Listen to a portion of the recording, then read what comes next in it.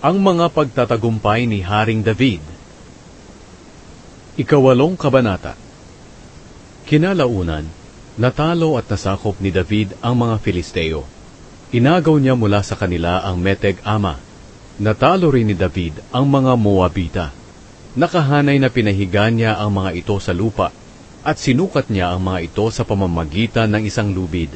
Ang mga napabilang sa sukat na 2 lubid ay pinagpapatay, at ang mga napabilang naman sa sukat ng 3 lubid ay hinayaang mabuhay.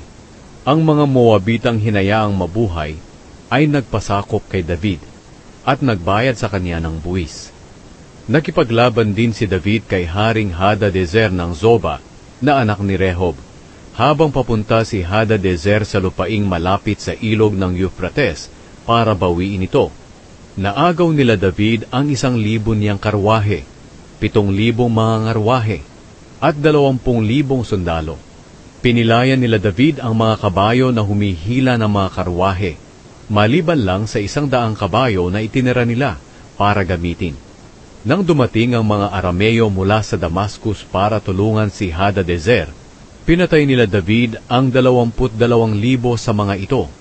Nagpatayo agad si David ng mga kampo sa Damascus, ang lugar ng mga Arameo, at naging sakop niya ang mga ito, at nagbayad sila ng buwis sa kanya. Pinagtagumpay ng Panginoon si David sa bawat labanang pupuntahan niya. Kinuha ni David ang mga gintong kalasag na pag-aari ng mga opisyal ni Hadadezer at dinala ang mga ito sa Jerusalem. Kinuha rin niya ang napakaraming tanso sa Beta at Berotay, mga bayang sakop ni Hadadezer. Nabalitaan ni Haring Tou ng Hamat na tinalo ni David ang buong sundalo ni Hadadezer.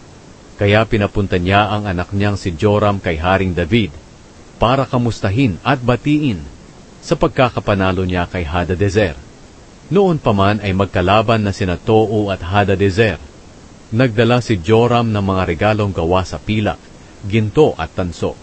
Inihandog ito ni Haring David sa Panginoon, gaya ng ginawa niya sa mga pilak at ginto na nasamsam niya mula sa lahat ng bansang tinalo niya, ang Edom, Moab, Ammon, Filistia at Amalek. Inihandog din niya ang mga nasamsam nila mula kay Haring Hadadezer ng Soba na anak ni Rehob. Naging tanyag pa si David nang mapatay niya ang 18,000 Edomita sa lambak na tinatawag na Asin.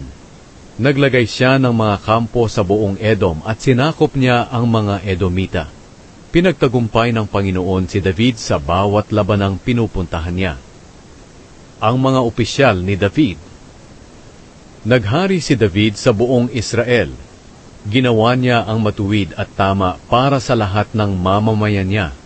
Si Joab na anak ni Zeruya ang namumuno sa mga sundalo niya. Si Jehoshaphat naman na anak ni Ahilud ang namamahala sa mga kasulatan ng kaharian. Si Zadok na anak ni Ahitub at Ahimelech na anak ni Abiatar ang mga punong pari. Si Seraya ang kalihim.